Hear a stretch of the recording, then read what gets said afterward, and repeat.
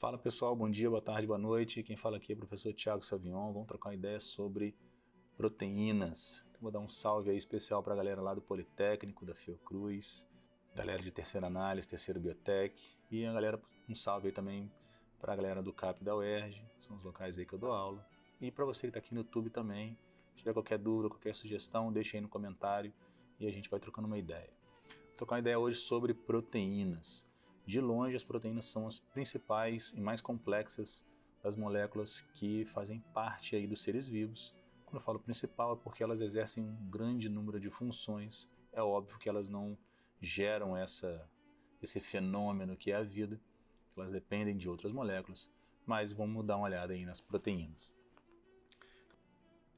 Então, quando a gente for olhar aí para as proteínas, a gente vai ver que elas são formadas por átomos parecidos com os carboidratos e os lipídios que a gente já viu. Então, a gente vai ter sempre carbono, hidrogênio e oxigênio, mas aqui a gente já começa a colocar também o nitrogênio, obrigatoriamente, sempre vai ter nitrogênio, e em alguns casos, alguns dos componentes vão ter também um enxofre.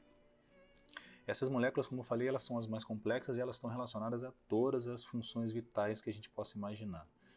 Elas são imprescindíveis para tudo que um organismo precisa fazer. Todas as proteínas vão ser polímeros em que os monômeros são aminoácidos. Então esse conceito de polímero a gente já trabalhou lá na aula de glicídio. Um polímero é uma molécula grande que é feita pelo encadeamento, pela repetição de moléculas menores, sendo que essas moléculas menores podem ser idênticas ou não, mas elas vão ter sempre algum traço que distingue essas moléculas das outras. Nesse caso são os aminoácidos, e esses aminoácidos eles precisam ser encadeados, e a gente vai entender como que funciona esse encadeamento, essa ligação de um aminoácido no outro.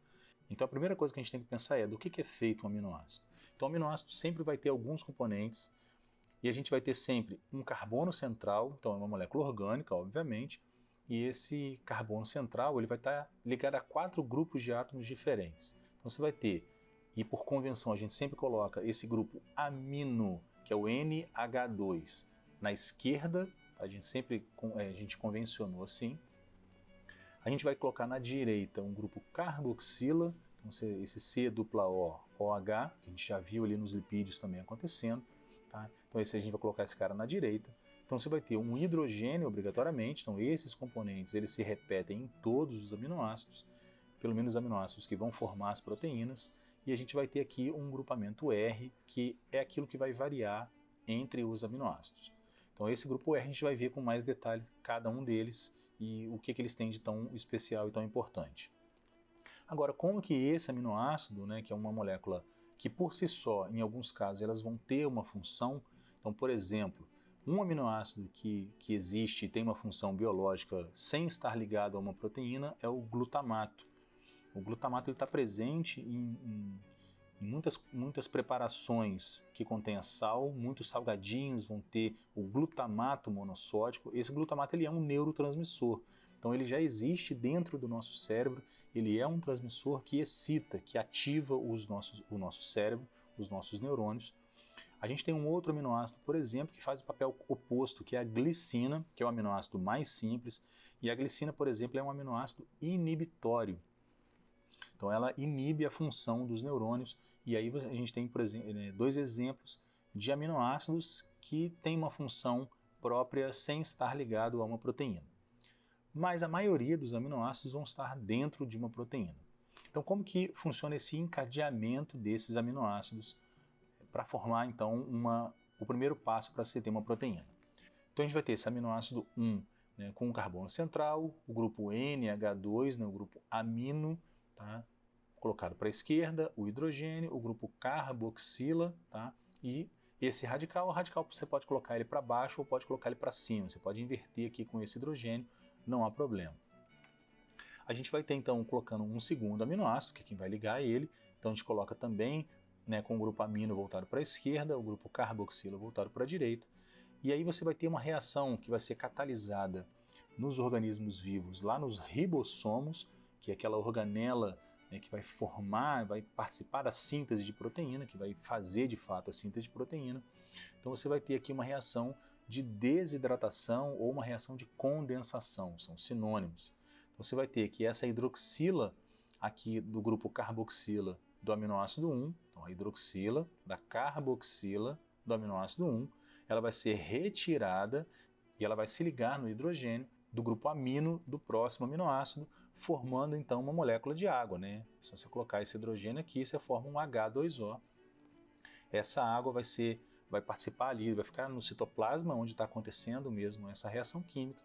E aí, se a gente lembrar que esse carbono, os carbonos precisam fazer 4 ligações químicas, ele passa a fazer somente 3, né? Essa ligação e essas 2 ligações, porque essa ligação aqui foi rompida.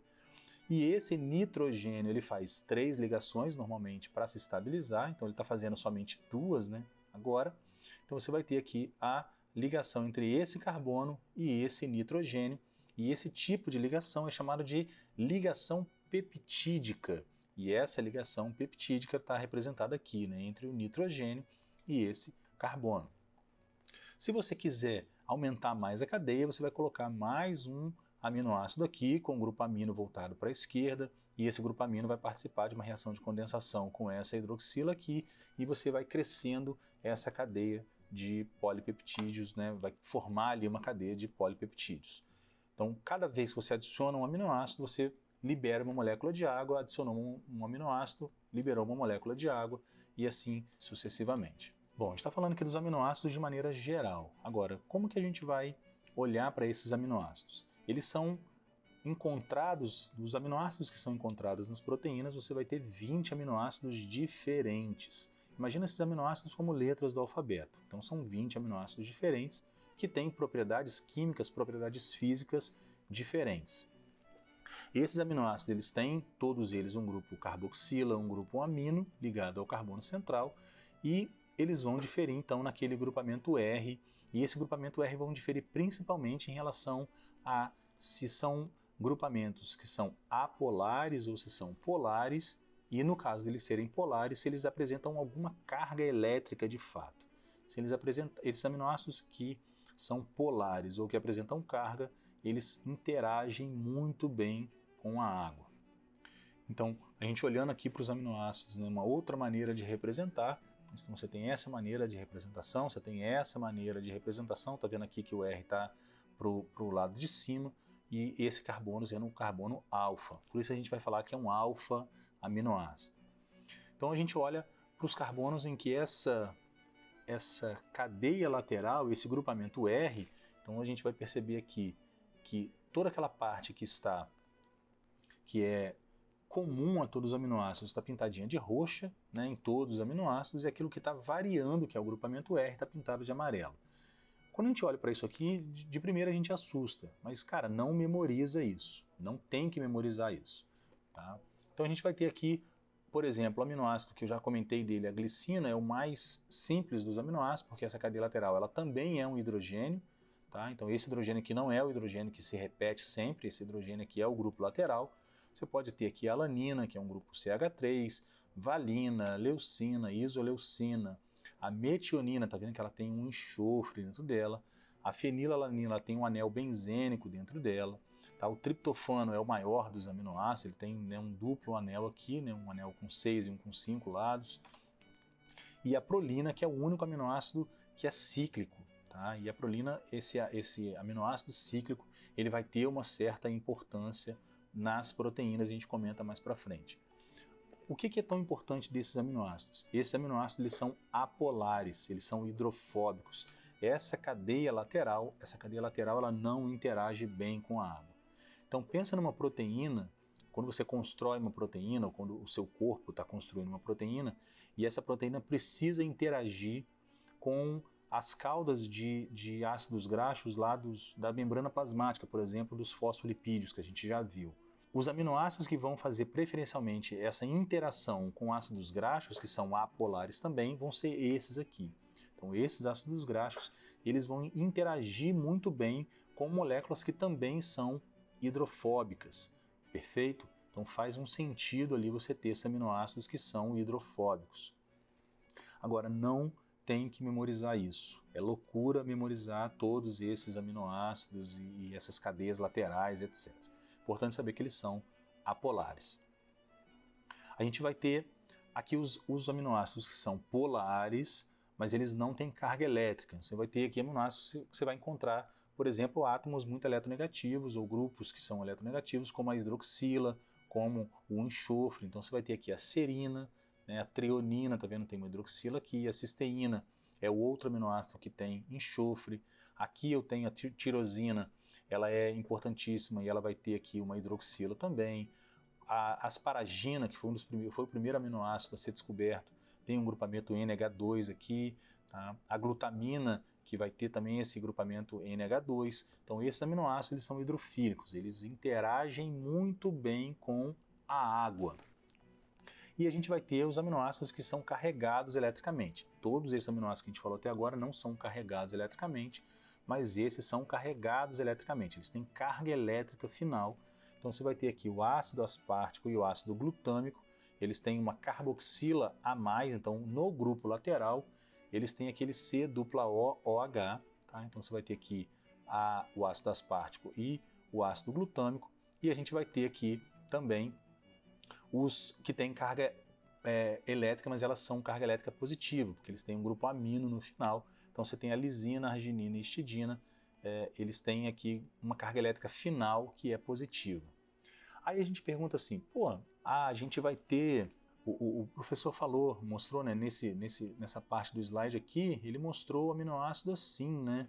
Aqui tem um NH2, aqui tem um grupo carboxila, mas nos aminoácidos que ele mostrou aqui, ele está mostrando um NH3+, e um C-OO e um negativo aqui.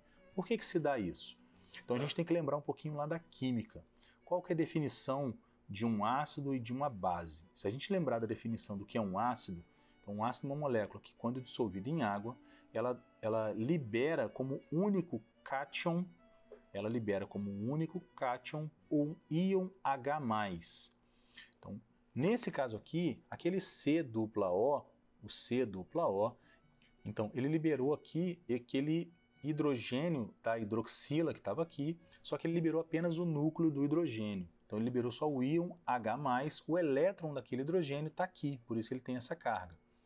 Só que a definição de base é o contrário, é uma substância que, quando dissolvida em água, consegue aceitar um íon H+, que tem carga positiva, né? H+. Então, essa parte da molécula dos aminoácidos, que é o NH2, eles funcionam como uma base, né? Esse grupamento amino funciona como uma base e ele capta íons H+, que estão dissolvidos ali naquela água. Então a gente percebe que esses aminoácidos, quando a gente coloca num pH 7.2, que é um pH muito próximo da neutralidade, eles vão funcionar, eles vão se apresentar sempre na forma ionizada. Então a base absorveu um próton e o ácido liberou esse próton. A base absorveu um próton e o ácido liberou um próton, né? Quando eu falo íon H+, é a mesma coisa que um próton, porque é só o núcleo do hidrogênio, só tem um próton lá dentro. Então a gente representa dessa maneira, essa maneira como ele existe de fato, se você tiver dissolvido ali um aminoácido num meio que tenha esse pH, que é o pH normalmente encontrado, por exemplo, no citoplasma ou encontrado no sangue. Então a gente vai perceber que para todos os aminoácidos ele vai tendo essa representação. Os aminoácidos que têm carga elétrica, eles têm carga elétrica porque essa carga aqui, tá, ele acaba tendo duas cargas elétricas negativas e uma carga positiva só. Por isso eles têm carga elétrica final negativa, são os aminoácidos ácidos, e os aminoácidos básicos vão ter mais um grupo NH2, ou pelo menos um grupo NH2 a mais, que funciona ali como uma base, então ele capta um próton e ele vai ter duas cargas elétricas positivas, enquanto tem uma só negativa. Então a carga final dele é uma carga positiva. Por que isso é importante? Porque tanto os aminoácidos polares quanto os aminoácidos carregados, tanto negativamente quanto positivamente, eles vão interagir muito bem com a água e eles vão participar de muitas reações químicas que estão envolvendo a água nesse mecanismo. Então a gente não precisa se preocupar em gravar nem os nomes nem as estruturas desses aminoácidos, tá? Não faz sentido nenhum. Então você consegue crescer essa cadeia polipeptídica e você consegue formar, né, aqui uma outra representação, você consegue formar aqui uma ligação peptídica, tá? Então você vai sempre colocar imagina o seguinte, você está escrevendo uma cadeia de aminoácidos, né? Você está formando ali um polipeptídeo. Então você tem o primeiro aminoácido sempre voltado para a esquerda, que na verdade no vídeo vai estar ao contrário. Você vai estar, eu nunca sei se é para cá ou para lá, você vai ter ali um NH2, que a gente vai chamar de região amino-terminal, porque é o grupamento amino que não participou de reação nenhuma. Tá vendo que esse amino aqui ele participou de uma reação e esse amino vai participar de uma reação, então ele está modificado, né? E você vai ter sempre uma região que é a região carboxiterminal, que é onde a carboxila não participou de reação nenhuma. Então, em todo polipeptídeo, você sempre vai ter uma região amino-terminal e uma região C-terminal ou carboxiterminal. Isso vai ser importante porque esses pontos vão ser pontos importantes de interação dessas moléculas com outras moléculas. Então, você pode começar algum processo pela região amino-terminal ou pela região C-terminal.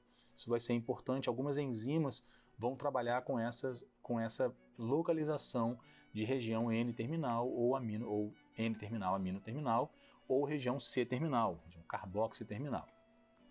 Tá? Isso dá uma certa direção para o crescimento da cadeia polipeptídica e das interações que ela pode fazer. Tá? Então aqui a gente tem... E aí a gente vai... Tá, beleza, eu construí um polipeptídeo, mas qual é a forma, né, tridimensional que essa molécula vai ter? Quais são os níveis de estrutura que essa molécula vai ter? Então a gente vai falar da estrutura primária, que é basicamente a sequência de aminoácidos que essa cadeia polipeptídica tem. Então, colocando um aminoácido atrás do outro, um aminoácido atrás do outro, você vai ter a sequência primária, né, a estrutura primária, e ela ocorre pela ligação peptídica entre os aminoácidos. Beleza, a gente já viu isso. Agora uma perguntinha para a gente brincar, né? Como que a célula que está produzindo essa cadeia, ela sabe a ordem que tem que entrar esses aminoácidos? São 20 aminoácidos diferentes, que eu já falei, que vão formar as proteínas de qualquer ser vivo, tá? Você já falando de uma bactéria, de um elefante, de uma mangueira, você está falando sempre, né, de um fungo. Cara, você vai encontrar sempre os mesmos 20 aminoácidos, tá? Os mesmos 20 aminoácidos. O que difere as proteínas é a sequência e quais são esses aminoácidos, tá? O tamanho da sequência e qual é a sequência de fato. Agora, como que a célula, seja ela qual for, como que ela sabe a ordem desses aminoácidos? Você tenta voltar aí na sua cabeça, se você quiser dar uma pausa aí, pode dar uma pausa também. Essa informação de como é a ordem dos aminoácidos, ela está no DNA. Então, o DNA daquele organismo, a sequência de letrinhas lá do DNA, ela vai determinar a sequência de aminoácidos que as proteínas vão ter. Então, é assim que o seu DNA ele comanda a síntese de proteína, porque ele determina qual é a sequência que esses aminoácidos vão estar presentes ali naquela proteína ou naquela cadeia polipeptídica. Bom, então quando a gente fala em estrutura primária é esse basicão. Agora, quando a gente olha para como as proteínas funcionam de fato, né, tridimensionalmente, a gente percebe que essa cadeia de polipeptídeos ela se arranja naturalmente no espaço em duas estruturas secundárias que são mais facilmente reconhecidas nas proteínas, né? Quando você começou a estudar as proteínas, se percebeu dessa estrutura secundária. E essa estrutura secundária ela se dá pela repetição regular de uma estrutura 3D, que a gente conhece como alfa-hélice ou como folha beta. A alfa-hélice, ela se... E aí uma coisa que é importante, essa estrutura secundária, ela não tem a participação daqueles grupos, né, daquele radical R, aqueles grupos que variam ao longo dos aminoácidos. Ela se dá única e exclusivamente para aquela região que não muda dentro dos aminoácidos. Naturalmente, essas estruturas elas tendem a formar ou uma alfa-hélice, que parece aquele, para quem lembra, né, ou para quem tem um telefone fixo, aquele fio enrolado de telefone fixo, é uma estrutura que se dobra, né, sobre ela mesma, ou elas podem formar uma estrutura que são chamadas de folha beta. A estrutura em folha beta é quando essas sequências de aminoácidos elas ficam como se fossem num plano único, né? Elas formam um plano único e aí elas fazem uma dobradura, principalmente com aquele aminoácido que eu falei que eu ia falar depois, né? A prolina, você tem uma região rica em prolina que dobra aquele aminoácido porque ele é cíclico, e aí ela forma uma outra sequência que também é muito plana, e ela vai formando essas estruturas chamadas de folha beta preguiada. São estruturas que se repetem dentro da estrutura da proteína como um todo. E aí a gente vai perceber que as proteínas têm estruturas secundárias semelhantes porque justamente essa estrutura não depende do radical, não depende da sequência, depende muito mais da estrutura dos aminoácidos em si. Mas a estrutura secundária não diz muita coisa ainda sobre a proteína, ou quais regiões da proteína tem tal estrutura secundária. A gente precisa organizar isso tudo no espaço, então aqui a gente vai ter a estrutura que a gente chama de estrutura terciária. A estrutura terciária é a forma 3D final que uma cadeia polipeptídica vai ter. A gente chama de conformação espacial, e essa estrutura espacial 3D, aí sim, ela vai ter a participação das cadeias laterais dos aminoácidos. Tá? Diferente das estruturas da estrutura secundária, que ela se mantém por pontes de hidrogênio da cadeia principal dos aminoácidos. Tá? Então, o que mantém essa estrutura, tanto alfa-hélice quanto folha beta, são aqui, né, essa representação pontilhada, são pontes de hidrogênio entre átomos muito eletronegativos, entre o oxigênio de uma molécula e o hidrogênio da outra, entre o oxigênio de uma molécula e o hidrogênio da outra. Então, é basicamente ponte de hidrogênio. Agora, quando você vai para a estrutura terciária, você está falando aqui de uma estrutura já mais intensa, mais robusta, que se mantém mais no espaço. Aqui você tem a interação então dos grupos R, fazendo então essa dobradura no espaço da molécula, tá? E aí você vai ter essas interações, por exemplo, uma interação que existe além das pontes de hidrogênio, você também tem o que a gente chama de, deixa eu colocar aqui, né? A gente tem as pontes de sulfeto. Nos aminoácidos que têm um enxofre, você pode formar uma ligação entre um enxofre e o outro enxofre, e essa ligação aqui ela é muito mais difícil de ser rompida. Tá? Você também tem interações entre grupos apolares de aminoácidos. Tá? Então você tem um aminoácido aqui que tem um grupo apolar, ele pode fazer uma interação apolar, né, uma força de Van der Waals, por exemplo, com um aminoácido que está relativamente distante. Então você pensa numa dobradura, né, tridimensional, você vai entender a estrutura tridimensional aqui da proteína. Então você tem vários tipos de interações. Né? Aqui uma ponte de hidrogênio, aqui uma interação apolar, aqui uma relação direta de uma ponte chamada ponte de sulfeto, aqui uma relação iônica, né? Um grupo NH3 que é carregado positivamente com um oxigênio que está carregado negativamente. A gente sabe que positivo atrai negativo. Então aqui uma força iônica, tudo isso ajudando a proteína a manter a sua forma. Ah, professor, mas por que isso é muito difícil e por que a proteína tem que ter a sua forma? Porque a forma da proteína, a forma final da proteína, ela determina a sua função. Se a proteína perde a forma final, ela perde a função que ela tem, e normalmente essa forma final ela só é conseguida, só é obtida durante a criação da proteína. Se ela perder a forma depois, ela vai ter que ser degradada e você vai ter que fazer uma proteína nova para tomar o lugar daquela que ficou defeituosa. Agora, a gente está falando aqui de uma proteína que ela só tem uma cadeia polipeptídica, né? Como essa aqui, que é uma das cadeias da transtirretina, que é uma proteína específica, e nesse tipo de representação, a gente representa, né, como fitas aqui, aquela fitinha que você consegue fazer brincadeirinhas, tem até um esporte olímpico, que é ginástica artística, né, que você tem aqui um laço, né, parece um laço, isso aqui está representando uma folha, uma alfa-hélice, então isso aqui está representando uma alfa-hélice, essas estruturas em seta estão representando uma folha beta, e essas estruturas em fio aqui, né, que parece um fio, tá, elas não têm uma estrutura secundária muito bem estabelecida. Então é muito mais a cadeia solta mesmo. Agora, isso aqui é uma proteína. Quando você tem várias cadeias polipeptídicas para formar a proteína, e aí quando eu falo proteína é a junção das cadeias polipeptídicas ou a cadeia polipeptídica que tem função de fato. Tá? Uma cadeia polipeptídica pode não ter uma função, mas a proteína você está falando de algo que tem função dentro do organismo. Então a gente está falando aqui de uma estrutura que já é uma estrutura quaternária, né? O quarto nível de organização, quando você tem mais de uma cadeia polipeptídica trabalhando em conjunto para exercer uma função.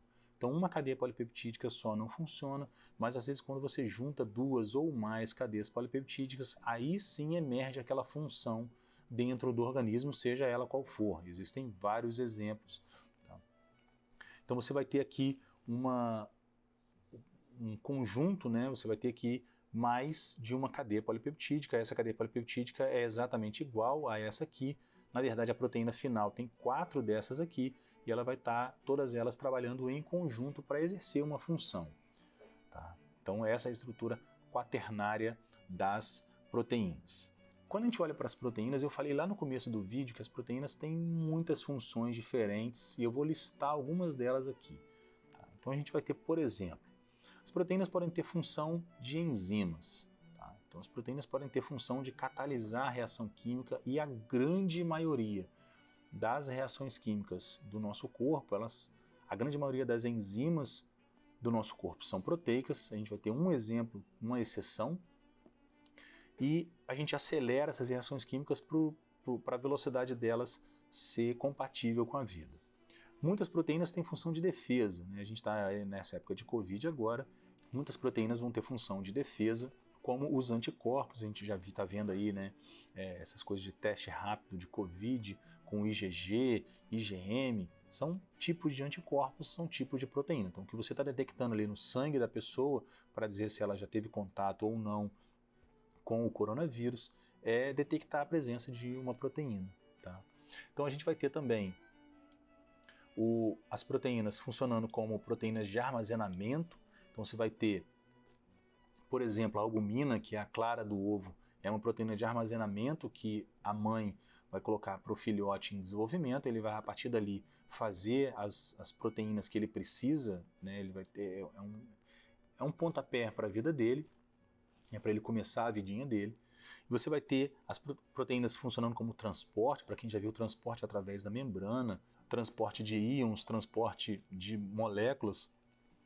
A gente falou, por exemplo, das apolipoproteínas na aula de lipídio, é uma proteína que transporta gordura, transporta colesterol pelo sangue.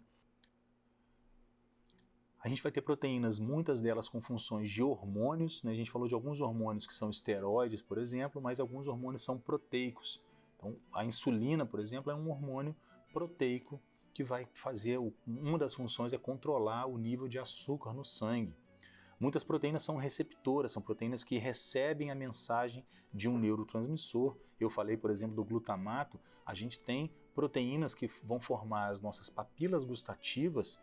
Quando você come um alimento que tem muito glutamato, esse glutamato vai excitar essas papilas gustativas e vai mandar uma mensagem muito, muito intensa, muito rápida para o seu cérebro, e você vai tender a comer mais daquele produto. Esse é um risco do excesso de glutamato, porque você acaba estimulando a repetição daquele comportamento, que é comer, comer, comer. O monossódico, né, ele vai aumentar a sua pressão arterial, aí é uma outra via que estraga a sua vida. Tá? Mas é assim que funcionam esses salgadinhos, esses alimentos altamente condimentados. Muitas proteínas vão ter função motora. Tá? Então a gente tem, por exemplo, no nosso músculo, as principais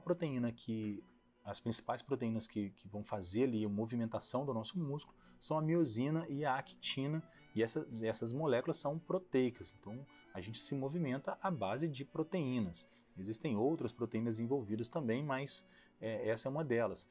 A gente tem proteínas que vão formar as nossas unhas, que vão dar sustentação para o nosso corpo. Cabelo é uma proteína, a queratina que envolve a nossa pele, ela é uma proteína também que é impermeável à água, ela é importante para não deixar a nossa água vazar pelo corpo. O colágeno é uma proteína que dá sustentação para as nossas mucosas, dá sustentação para a nossa gengiva, dá sustentação para todo o nosso trato digestório. A gente tem um colágeno, quando você tem deficiência no colágeno, você começa a ter, por exemplo, rugas, né? A pele começa a ficar enrugada à medida que você vai envelhecendo, que vai perdendo essa quantidade de colágeno. Algumas pessoas, e aí, por exemplo, quando a pessoa tem um problema genético que ele não consegue produzir, pelo menos alguns dos tipos de colágeno que a gente tem, ele causa, por exemplo, o nanismo, né? O anão, o problema dele é que ele não consegue produzir algum tipo de colágeno, e esse colágeno ele vai ser importante ali para a construção dos ossos, inclusive. Tá? Então, a gente tem proteínas em todos os aspectos da nossa vida.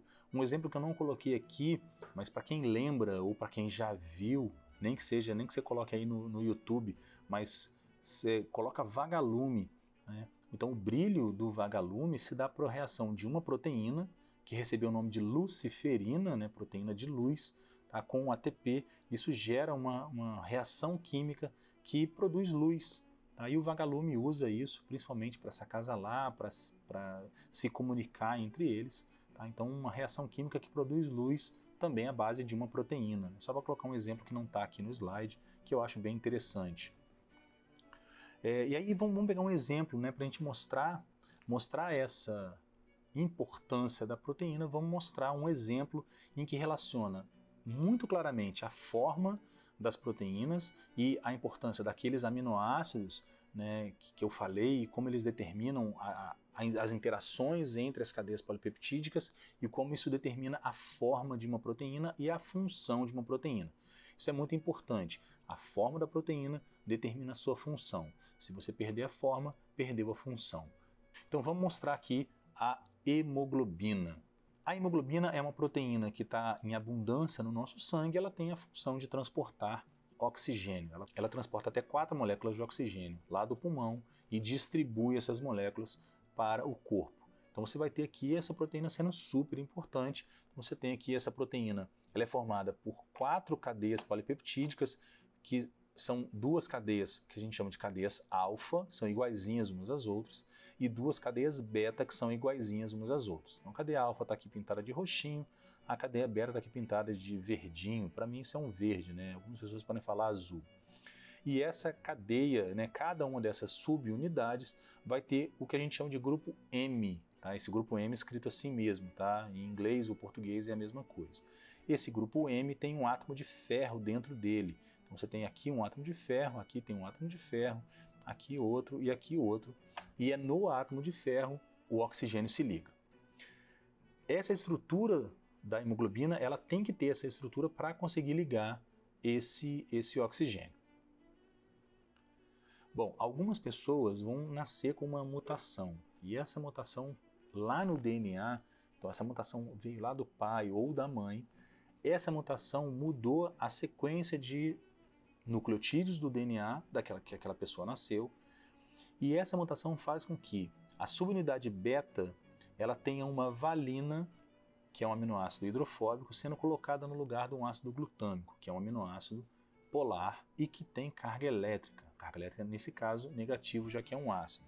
Se quiser, é só voltar um pouquinho o vídeo, onde eu mostrei aquele quadrinho com os aminoácidos. Então, o que acontece aqui? Você tem a estrutura primária da hemoglobina normal. Na subunidade beta, hemoglobina normal, você tem uma valina, histidina, leucina, uma tirosina, uma prolina e um ácido glutâmico aqui, né? 2 ácidos glutâmicos. Então essa subunidade normal, funciona normal, a pessoa transporta sangue, transporta oxigênio normal. Quando chega no cara que tem essa condição, que a gente vai dar o nome de anemia falciforme, você vai ter no aminoácido 6 uma valina, um aminoácido que é hidrofóbico no lugar de um aminoácido negativo. Isso faz com que a hemoglobina ganhe uma forma alterada e a célula que transporta essa hemoglobina é uma célula que ela perde a forma dela como um todo. Né? Se você olhar para as hemácias elas são bicôncavas. Se você olhar de lado, ela faz isso, né? Ela faz uma dobrinha aqui, faz uma dobrinha aqui, ela é bicôncava e ela é maleável. Então ela consegue, ela existe nessa forma, mas ela consegue se espremer por vasos muito pequenininhos e passar por esses vasos muito pequenininhos e retorna para a forma bicôncava dela. As hemoglobinas da pessoa que tem anemia falciforme, elas ganham esse formato de foice e elas ficam mais rígidas. Então, quando chega, por exemplo, na hora de passar por um vaso que é muito fininho, essa hemácia ela não consegue passar por esses vasos e ela começa a entupir esses vasos até que ela, porque o sangue continua vindo de trás, essa hemácia ela se rompe.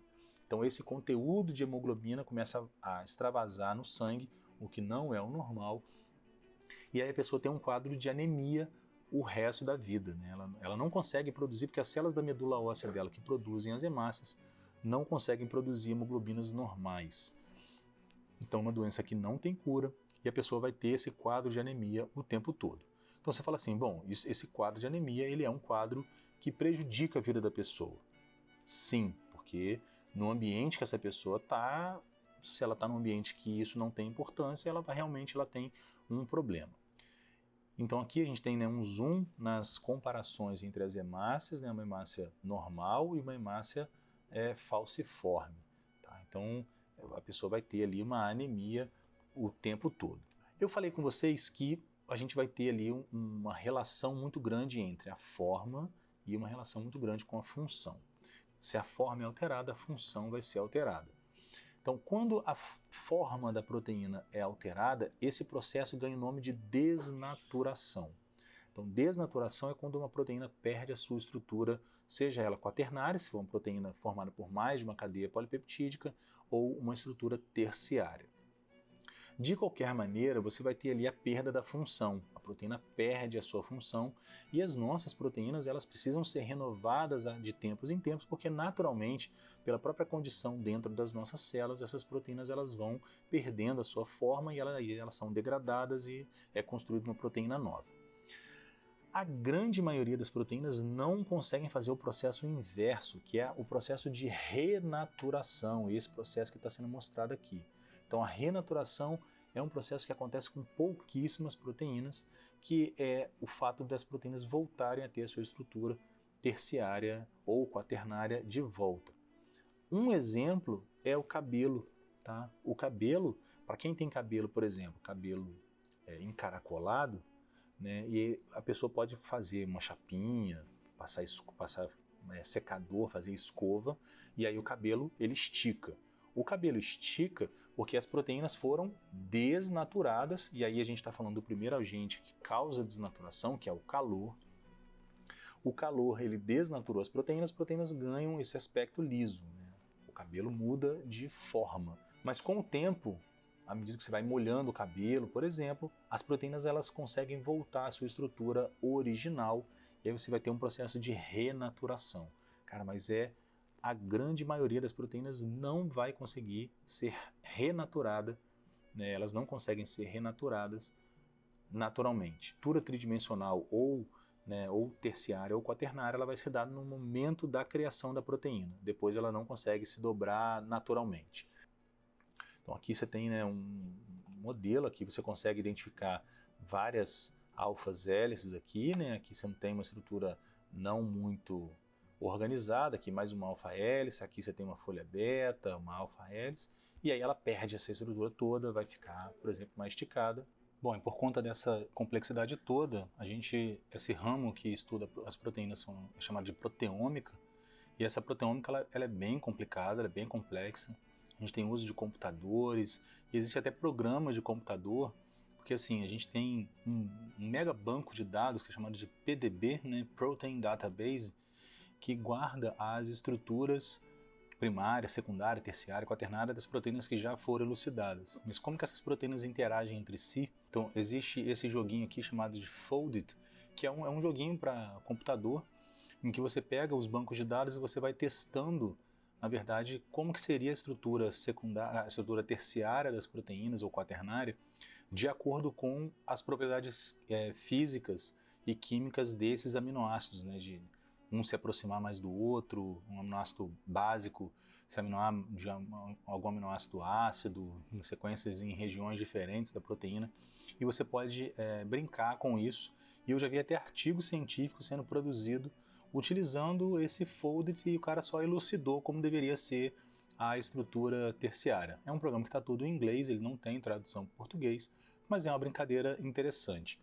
Então, quando a gente faz essa elucidação da relação das proteínas com, por exemplo, com o substrato, com a molécula que ela interage mais propriamente dita, a gente vai chegar, por exemplo, nesse modelo, né? Então, esse modelo aqui é um modelo em fita, tá? E aí, o modelo de preenchimento é aqui o modelo de palitinho. Então, nesse caso aqui, é uma enzima chamada de lisozima, que é a enzima que está presente na nossa saliva, na nossa lágrima, tem no suor também. É uma enzima que é bactericida, né? ela impede que as bactérias cresçam, e isso talvez explique, por exemplo, por que vários animais ficam se lambendo, porque a gente tem enzimas na nossa saliva, e aí o animal, claro que não sabe disso, mas é um comportamento que foi selecionado aí na natureza.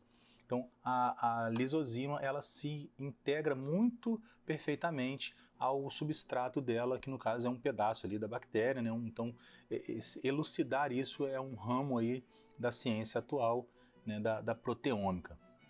Então, para a gente finalizar o nosso bate-papo de hoje, então aqui tem a estrutura de um anticorpo e como ele se liga perfeitamente numa proteína lá do capsídeo do vírus da gripe, mostrando uma complementaridade muito interessante, onde vai haver esse encaixe. Então essas proteínas vão ter uma função bastante importante. Bom, espero que a gente tenha conseguido bater um papo legal aí sobre proteínas. A gente vai ter uma aula especificamente depois sobre enzimas, mas aí fica um pouquinho mais para frente.